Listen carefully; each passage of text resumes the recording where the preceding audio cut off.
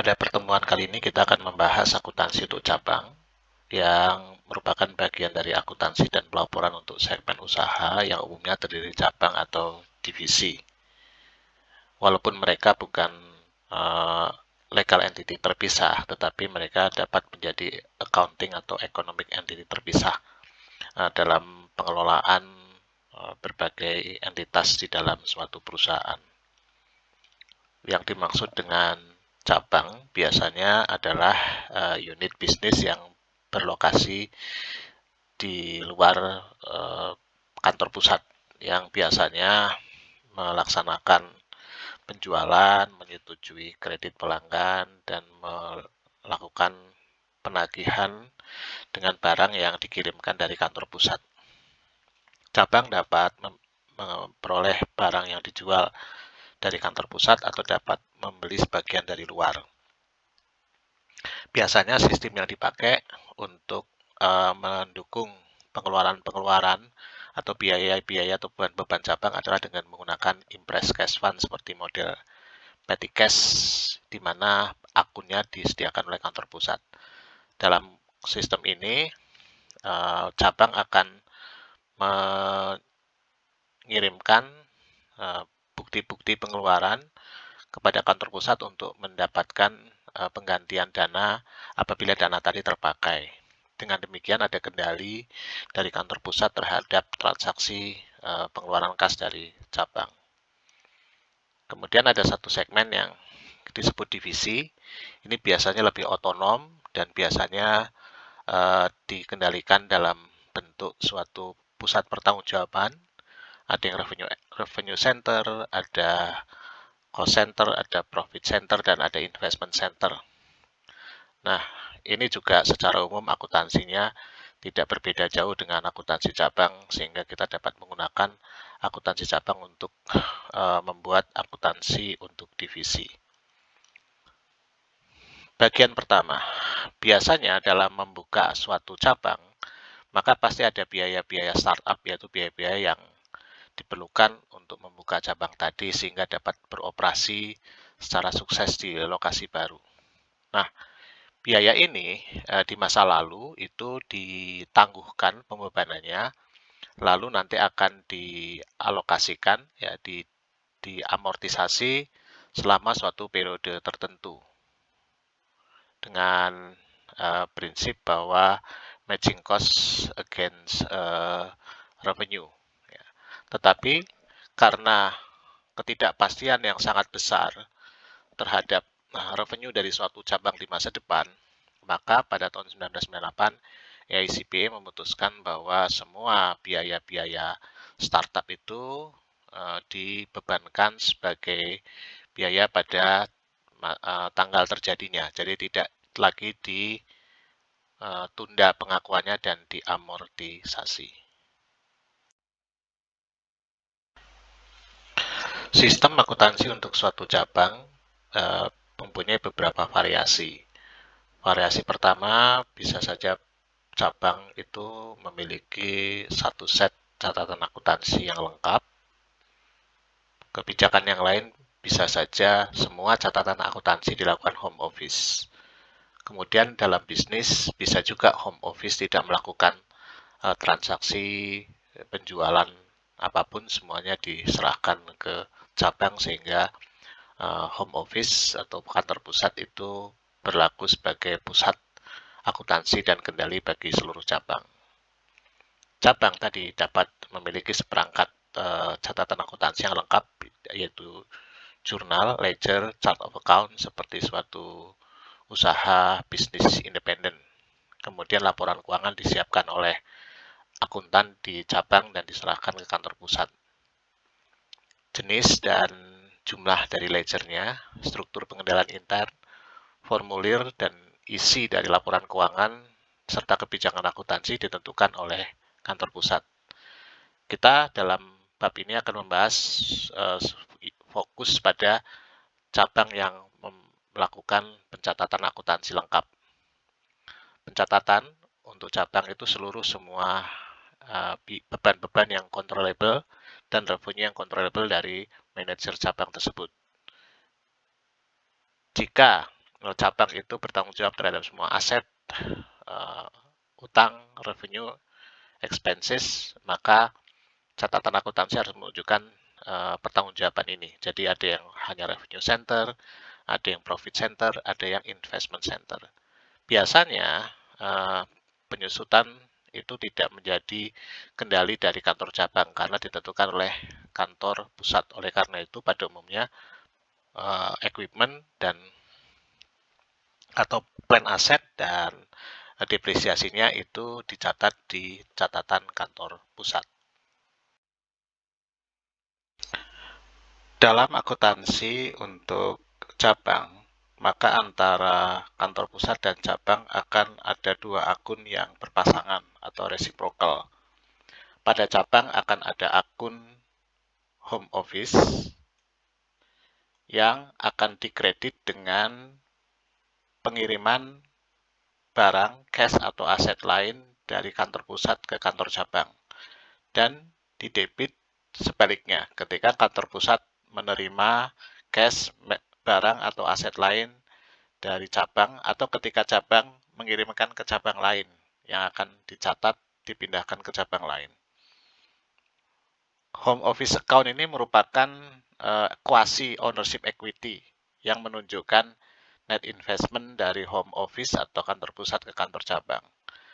Pada akhir periode akuntansi, ketika cabang menutup catatan akuntansi, maka saldo income summary akan di-close ke home office account. Akan dikredit apabila ada net income dan akan didebit apabila ada net loss.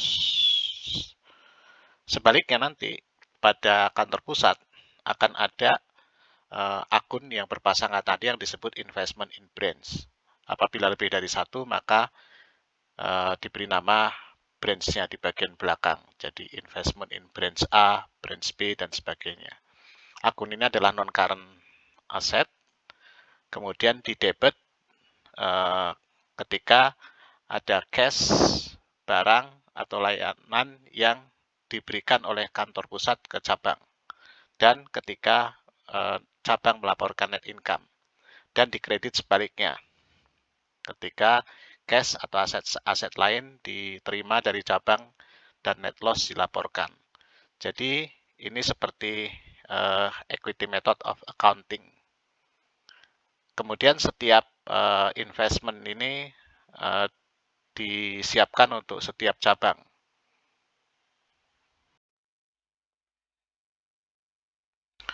Seringkali kantor pusat mengeluarkan beban-beban yang akan dialokasikan ke cabang. Misalnya pada contoh sebelumnya tadi, perusahaan atau kantor pusat membeli aset tetap yang akan digunakan oleh cabang, maka itu akan dicatat di kantor pusat dalam bentuk equipment, branch debit, dan credit cash. Tetapi jika cabang yang membeli plan aset tersebut, maka akan didebit home office account, kemudian credit cash. Pada saat yang sama, kantor pusat akan mendebit equipment in branch, lalu credit investment in branch. Nah, pengeluaran-pengeluaran lain seperti penyusutan, property tax, insurance, dan sebagainya, supaya lebih murah, biasanya dikeluarkan atau dikoordinasikan oleh kantor pusat. Nah, pengeluaran-pengeluaran ini bisa saja diinformasikan oleh kantor pusat ke cabang, tetapi bisa juga tidak. Jadi tergantung. Nah, di sini perlu ada kebijakan ya yang harus diambil. Apakah tadi expense ini perlu dilaporkan ke kantor cabang atau tetap ada di pusat? Apabila dilaporkan ke kantor cabang, maka laporan keuangan kantor cabang akan menunjukkan gambar yang lengkap terkait dengan rugi laba. Ini lebih disarankan, tetapi tidak harus. Ketika expense dikeluarkan oleh kantor pusat, dialokasikan ke cabang-cabang, oleh kantor pusat akan didebit investment in branch, lalu dikredit sesuai dengan expense terkait. Bisa juga cash, bisa juga accumulated depreciation, dan sebagainya. Kemudian branch apabila diinformasikan akan mendebit expense account, kemudian akan mengkredit home office. Pada situasi tertentu, kantor pusat tidak melakukan penjualan, jadi fungsinya hanya tadi, kita katakan pusat akuntansi dan kendali. Nah, oleh karena itu, biasanya seluruh expense-nya akan dialokasikan ke cabang. Termasuk juga yang kita sebut capital charge, karena di setiap cabang tadi ada modal yang digunakan sehingga kantor pusat perlu mengalokasikan yang disebut capital charge, yang kita sebut interest expense. Ya. Nah, di sini interest expense tadi yang diakui pada cabang akan di-offset dengan interest revenue yang diakui pada kantor pusat, sehingga ketika dikombinasikan tidak ada yang namanya capital charge dalam laporan konsolidasi.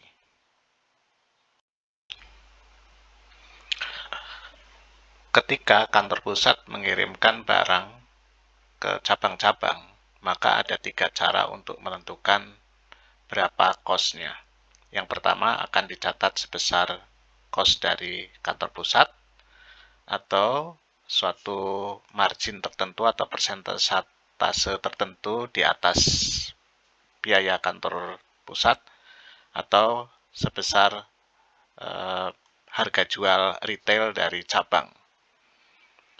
Pada dasarnya, pemindahan barang dari kantor pusat ke kantor cabang bukan penjualan, karena kepemilikan masih di perusahaan yang sama. Membebankan pada biaya kantor pusat atau harga pokok kantor pusat adalah yang paling sederhana dan banyak digunakan. Ini akan menghindari kerumitan apabila nanti ada unrealized gross profit pada persediaan dan memberikan informasi laporan keuangan yang lebih baik pada kantor cabang. Akan tetapi apabila yang memproduksi adalah kantor pusat dan yang menjual adalah kantor cabang, maka kantor pusat tidak mendapatkan bagian laba apapun, padahal kemungkinan nilai tambah dari barang tadi banyak dihasilkan oleh kantor pusat. Sehingga dalam situasi seperti ini tentu menetapkan biaya sebesar biaya kantor pusat tidak realistis apabila barang dikirim ke cabang-cabang hanya untuk dijual. Cara kedua adalah tadi membebankan suatu margin tertentu dari harga pokok kantor pusat. Ini tentu saja dasarnya untuk mengalokasikan suatu gross profit yang cukup rasional atau cukup layak kepada home office. Persoalannya tentu akan ada intra-company profits yang harus disesuaikan ketika nanti menyiapkan laporan keuangan yang dikombinasikan antara kantor pusat dan kantor cabang. Cara ketiga adalah dicatat sebesar harga jual retail dari cabang. Ini akan memperkuat pengendalian intern atas persediaan karena semua persediaan akan dicatat di kantor cabang sebesar harga retail. Sehingga nanti ending inventory tadi akan pada harga retail, seperti kita ingat dalam pelajaran inventory.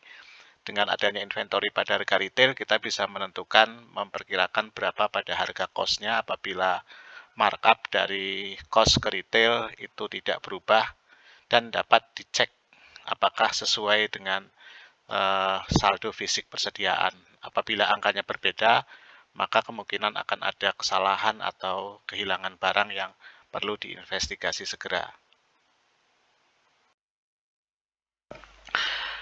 Pada akhir periode, setiap kantor cabang akan membuat laporan keuangan secara khusus untuk masing-masing kantor cabang yang dikirimkan ke kantor pusat.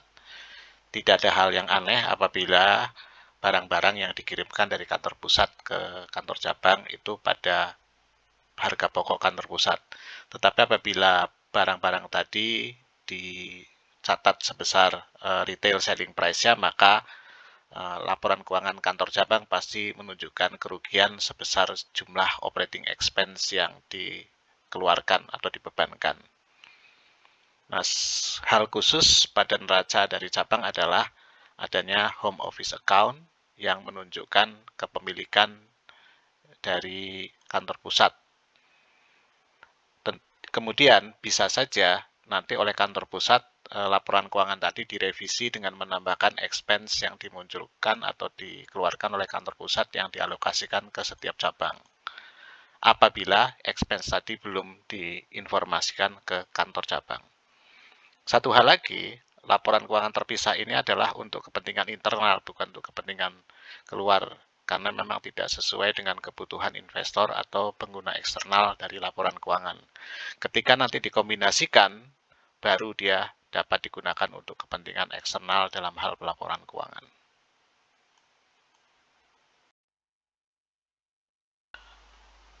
Penyiapan laporan keuangan yang digabungkan antara kantor pusat dan cabang cukup sederhana, seperti dalam membuat proses konsolidasi, di mana semua aset dan liabilitas dari kantor pusat dan cabang-cabang dijumlahkan, lalu akan mendapatkan satu angka tunggal untuk setiap akun.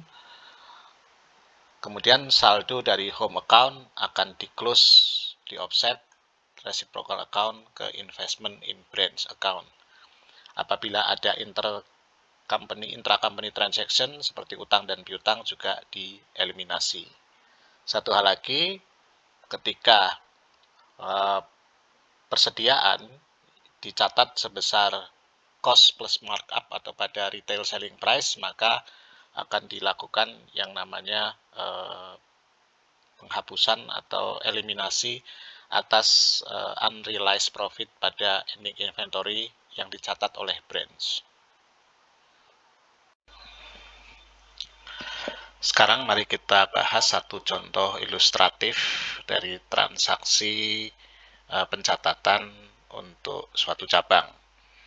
Di sini diasumsikan Smaldino Company membebankan barang yang dikirim ke branch pada harga pokoknya dari kantor pusat.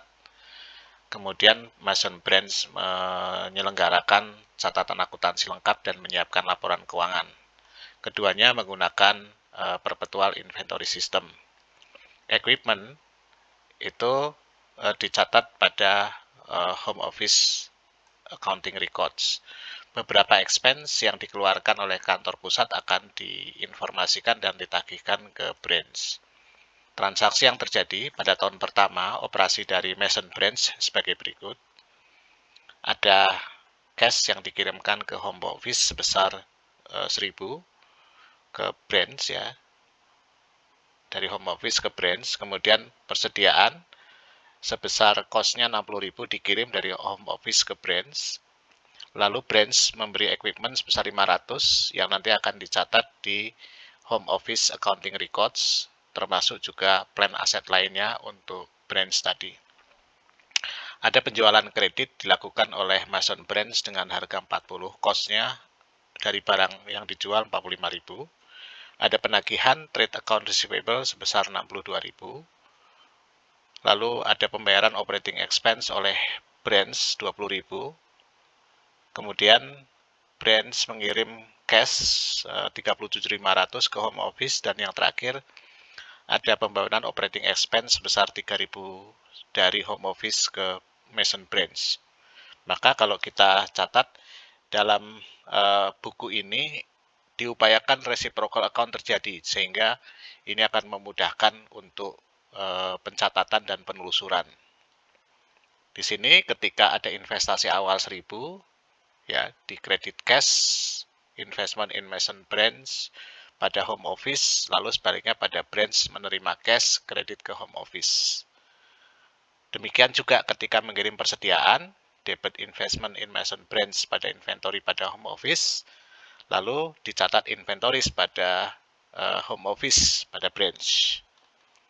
Kemudian Mason membeli equipment yang nanti akan dicatat ke home office, maka di sini akan di credit cash munculkan home office. Di home office akan dicatat equipment pada Mason Branch, kemudian mengurangi investment in branch 500. ketika Mason menjual dan menerima tagihan, maka transaksi semuanya ada di branch, tidak ada di home office. Kita catat seperti penjualan pada umumnya dan penagihan atas piutang. Demikian juga ketika branch melaporkan expenses, itu semuanya dicatat di branch, tidak ada di home office. Lalu ketika ada remittance, ketika branch mengirim cash, maka di credit cash pada branch didebitkan home office. Lalu pada home office akan menerima cash 37.500 dan mengkreditkan investment in Mason branch. Terakhir, ketika ada pengeluaran, maka operating expense pada home office akan dikurangi, atau akun lain nanti yang sejenis, misalnya apakah accumulated depreciation, atau cash dan sebagainya, debitkan ke investment in Mason. Nah, dalam hal ini biasanya operating expense dicatat full dulu oleh home office, baru dibebankan ke branch. Kemudian ketika branch menerima informasi, maka dicatat operating expenses pada home office. Nah, dengan pencatatan ini kita lihat bahwa pada umumnya sebagian besar itu saling berpasangan, kecuali khusus transaksi yang dilakukan oleh branch untuk kegiatan penjualan dan penagihan piutang. Nah, apabila branch menerima barang atau membeli barang dari pihak luar, maka barang tadi dicatat di akun terpisah, tidak digabungkan supaya memudahkan pencatatan. Ya, jadi khusus ini branch bisa saja membeli barang dari luar dan kemudian menjualnya, tidak harus dari kantor pusat. Nah, pada home office account, kalau kita lihat dari transaksi ini, maka investment in Mason branch akan bersaldo 26.000. Dan nanti akan ada net income ya pada branch sebesar 12.000 dari penjualan dikurangi dengan harga pokok penjualan dikurangi dengan operating expenses 12.000 yang nanti kalau di close akan dipindahkan ke investment in Mason branch ya, atau menambah home office ketika di close. Ini perhitungannya, kita ketahui bahwa saldo pada investment in Mason branch 26.000 ini juga reciprocal sama dengan saldo home office di branch. Nah, kemudian ketika kita membuat laporan konsolidasi, maka kita bisa membuat kertas kerjanya seperti konsolidasi, ada home office, ada branch, kita jumlahkan ke samping, lalu ada reciprocal account 2, kita hapuskan di sini, ya, investment in Mason branch kita kredit, kemudian home office kita debit, sehingga dua reciprocal ini akan hilang dan kita peroleh laporan keuangan kombinasi yang ada di sisi atau kolom paling kanan dalam kertas kerja ini. Setelah kertas kerja kombinasi, laporan keuangan kantor pusat dan cabang selesai, maka kita dapat menyiapkan laporan keuangan sebagai berikut. Ini laporan keuangan kombinasinya. Kemudian ini laporan laba yang ditahan, dan terakhir neraca. Nah, setelah itu proses terakhir adalah closing entries. Ada closing entries pada branch dulu kita lakukan. Sales di debit, semua expenses di kredit sehingga diperoleh saldo income summary yang merupakan net income. Income summary nanti akan di close, dimasukkan ke home office sebagai kuasi dari ekuitas kantor pusat. Lalu kantor pusat akan menerima laporan ini akan mencatat income dari Mason branch 12.000 pada investment in Mason branch yang nanti akun income dari Mason branch bersama-sama dengan akun-akun lain akan di-close oleh kantor pusat pada akhir periode akuntansi, sehingga dimasukkan ke income summary yang pada akhirnya akan di-close ke net income. Sekarang kita bahas bagaimana menyelesaikan laporan kombinasi apabila barang yang dikirim dari kantor pusat ke cabang itu tidak pada harga pokoknya tetapi sebesar harga tertentu di atas harga pokok, bisa pada harga retail atau pada markup tertentu. Kita misalkan dari contoh di atas, barang-barang tadi dikirim dengan harga cost ditambah 50% markup. Jadi yang costnya 60.000 akan menjadi 90.000.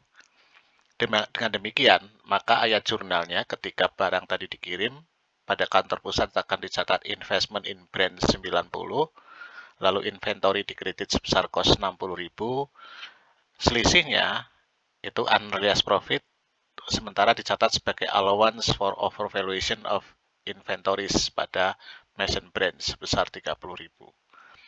Pada branch itu akan mencatat inventory 90.000 dan home office kredit 90.000. Dengan pencatatan ini, maka nanti kita bisa tahu akun dari investment in Maison Brands dan home office masing-masing akan sebagai berikut. Jadi yang sebelumnya sekarang jumlahnya menjadi 56.500 saldonya, yang akan sama dengan home office juga 56.000. Maaf, 56.000. Di sini debit, di sini kredit. Ya, jadi ini masih saling berpasangan dan resiprokal. Nah, sebagaimana kita ketahui, akan ada saldo persediaan akhir ya yang sebesar 30.000 pada retail itu pada harga pada harga retailnya, jadi ada markupnya, itu yang harus dikoreksi. Nah, cara yang paling mudah adalah pertama kita buat analisis sebagai berikut. Jadi kita tahu dari sisi home office cost ada barang 60.000, kemudian saldo akhirnya 15.000 atau 45.000. Pada harga retail atau harga build 90.000, lalu saldo akhir 22.500, sehingga cost of goods sold-nya 67.500. Nah, dari yang 90.000 ini ada markup 30.000. Dari cost of goods sold ada markup 22.500 ya. Dan pada ending inventory ada markup 7.500. Jadi dari saldo ending inventory pada branch 22.500, cost-nya hanya 15.000 atau ada markup 7.500. Nah, setelah mendapatkan angka ini, maka kita akan mudah melakukan kertas kerja kombinasi laporan keuangan antara kantor pusat dan kantor cabang sebagai berikut. Nah, pada contoh ini formatnya agak berbeda, jadi formatnya laporan keuangan. Pada bagian atas ada income statement, pada bagian tengah ada statement of retained earnings, pada bagian akhir ada balance sheet. Nah, dengan pola seperti ini, maka cara eliminasinya yang pertama adalah kita akan kredit cost of goods sold tadi karena terlalu besar, ada markup sebesar 22.500. Kemudian juga kita akan kurangi inventory, ada markup 7.500. Lalu kita debitkan menghilangkan allowance yang dicatat di awal. Kemudian pada B kita koreksi karena net income di sini terlalu rendah, jadi kita koreksi, kita tambahkan ya 22.500 sebesar tadi markup cost of goods sold tadi, kemudian menambah net income di sini. Jadi di debit di atas, di kredit di bawah, di retained earnings. Lalu yang ketiga adalah kita hapuskan reciprocal account yang 56.000 tadi. Kita selesaikan, ini kita peroleh laporan keuangan kombinasi. Ini net income ya dengan income statement dengan net income 87.000. Lalu statement of retained earnings 117.000. Kemudian yang terakhir balance sheet.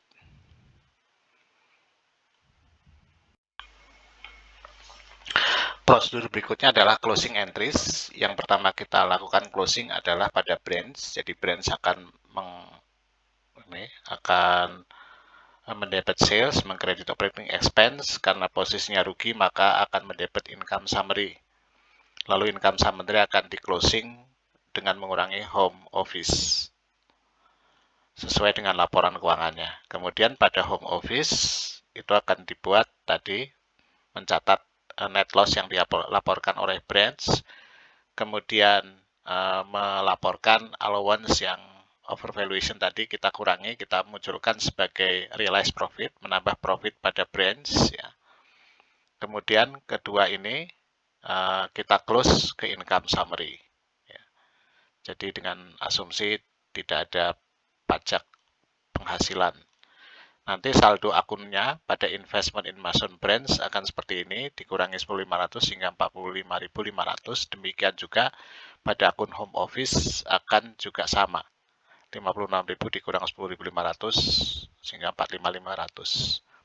Lalu perlu juga dicatat di sini ada beberapa akun-akun khusus. Yang pertama adalah overvaluation ya. Ini akan ada saldo 7.500 tadi untuk mengurangi inventory sehingga nanti inventory akan pada cost-nya.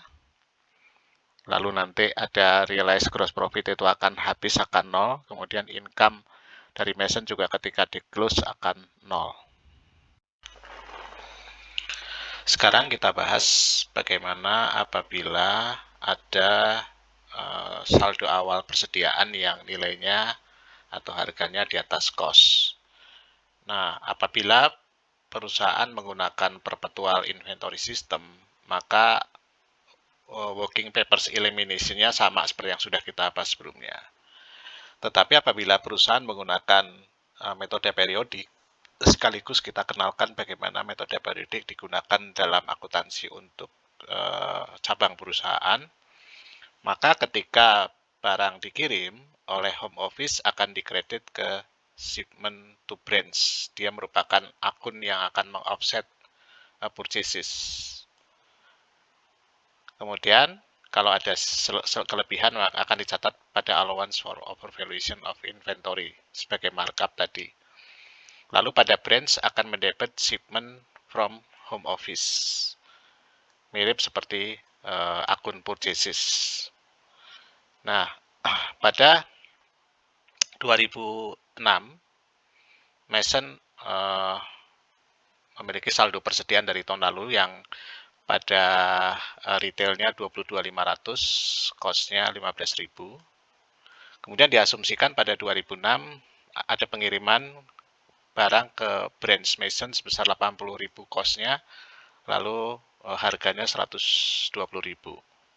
Dan kemudian kita ketahui bahwa Mason menjual barang ya harga 150.000 dan yang sudah ditagih 112.000 atau diterima pembayarannya. Jurnalnya pada home office akan mencatat ini penagihan pengiriman ini tadi barang ya akan dicatat investment in Mason lalu credit shipment to Mason Branch 80, markupnya 40.000 akan dicatat allowance for overvaluation of inventories. Lalu pada branch akan dicatat pengiriman dari home office pada kredit home office. Ada penjualan ya sebesar 150.000. Kemudian nanti ada penerimaan cash-nya. Pada saldo akhir ada persediaan akhir 30.000 pada harga retail yang harga pokoknya 20.000. Sehingga arus persediaan dapat diringkas pada halaman berikut. Ada saldo awal pada harga retail atau harga billing pada cost dan markupnya. Kemudian ada shipment pada periode tersebut dikurangi persediaan akhir sehingga ini yang cost of goods sold. Jadi pada harga retail 112.500, pada harga home office cost-nya 75.000 sehingga ada markup 37.000. Nah, perubahannya kalau kita aktivitasnya kita lanjutkan, maka akan kita peroleh sebagai berikut ya. Ada saldo awal investment yang dari tahun lalu 45.500, lalu ada pengiriman sebesar 120.000, kemudian ada pengiriman cash 113.000, lalu ada expenses, kemudian dilaporkan net income 67.000. Pada home office juga nanti akan sama ya pada ini. Pada home office akan sama juga angkanya 67.000. Kemudian allowance for overvaluation saldo awal 7.500 lalu ada penambahan 40.000 dikurangi yang dijual sehingga saldonya 10.000 ini untuk persediaan akhir yang retailnya 30.000. Kemudian ketika direalisasikan di closing saldonya 0, lalu net income yang dilaporkan juga saldonya 0. Ini yang home office sudah. Nah, kemudian kertas kerjanya, yang pertama adalah kita akan menghapuskan dua reciprocal account, shipment to Maison brand dan shipment from home office. Ini pada cost 80.000, ini pada harga markup 120.000. Sehingga selisihnya akan dicatat di sini, mengurangi markup 40.000. Sehingga saldonya tinggal 7.500. Saldo 7.500 ini kita koreksi untuk mengoreksi saldo awal. Sehingga saldo awal inventory dikurangi, ini allowance-nya ditambah sehingga saldonya di debit sehingga saldonya 0. Kemudian yang C adalah mengurangi saldo akhir inventory sehingga kita debit di sini karena ini kredit kita debit. Lalu kita kreditkan ke inventory akhir di neraca. Ya, kemudian yang D kita tambahkan net income yang dari itu overvaluation atau dari markup ya yang belum dilaporkan karena ada pada allowance, kita tambahkan di sini dan menambahkan net income pada retained earnings. Yang E kita hilangkan reciprocal accounts-nya. Kemudian kalau sudah selesai kita buat laporan keuangan kombinasi untuk kantor pusat dan cabang ketika ada persediaan awal. Sebagaimana umumnya suatu pencatatan reciprocal, ada kemungkinan antara kedua akun reciprocal ini ada perbedaan. Jadi dalam hal ini akun investment in brands dengan home office account pada brands itu berbeda. Nah, dalam situasi ini perlu ada rekonsiliasi seperti kalau kita melakukan rekonsiliasi bank. Kita lihat satu contoh kasus berikut. Di sini kita ketahui ada yang berbeda, ada 4 item. Ya. Yang pertama, 1.000 ini tidak ada di branch. Kemudian juga 8.000 ini dari home office tidak ada di branch. Yang 2.000 ada sama. Lalu yang berikutnya adalah ini ada equipment yang dibeli oleh branch, belum ada di home office, dan juga ada penagihan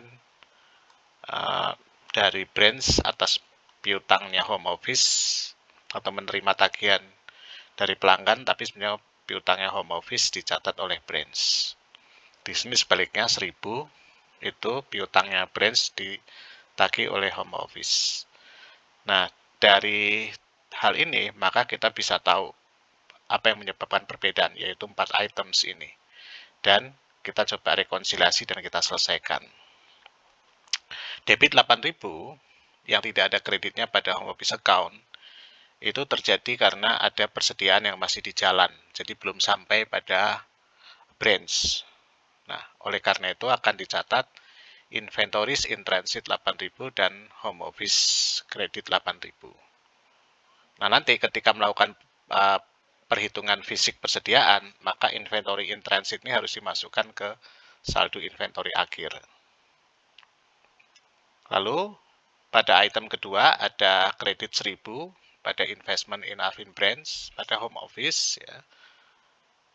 Tapi tidak ada pada catatan branch-nya. Itu ternyata ada penagihan piutang oleh home office. Maka oleh branch akan dicatat debit home office, credit trade accounts receivable. Jadi karena cash-nya sudah diterima oleh home office.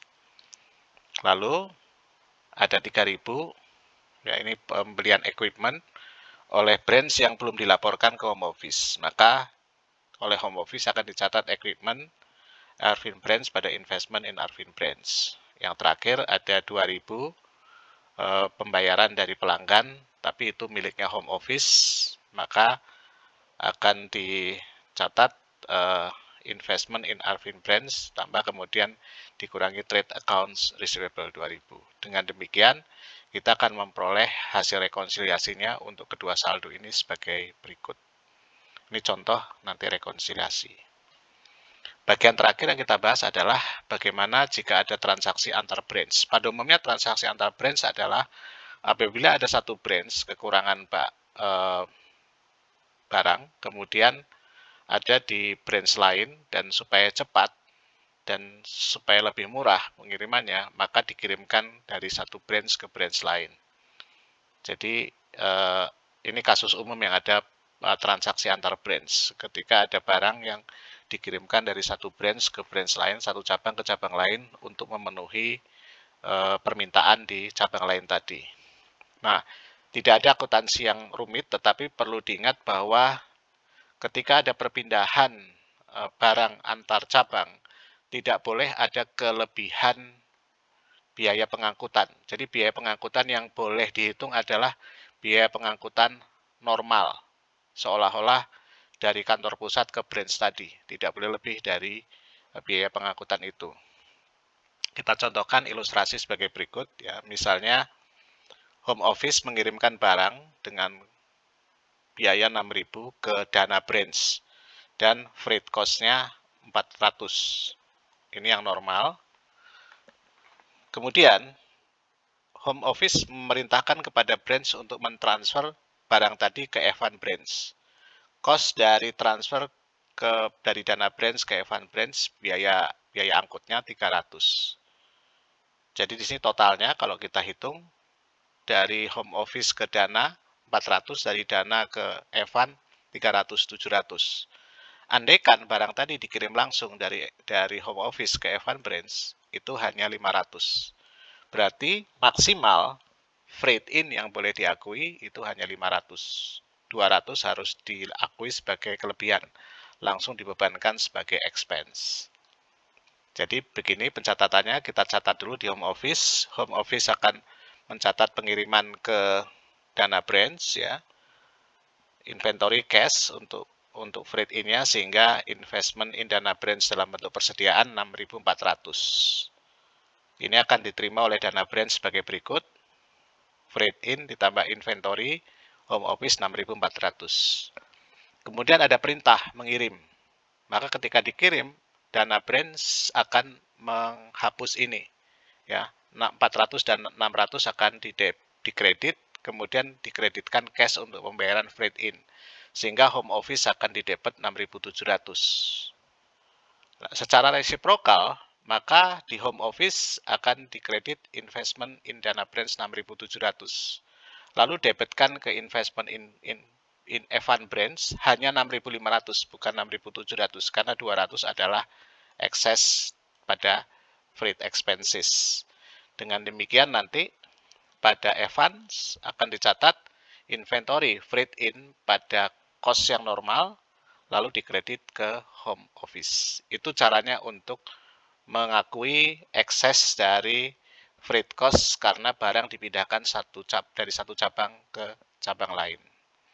Ini materi dari buku tambahan ini, saya sarankan untuk mempelajari secara mendalam.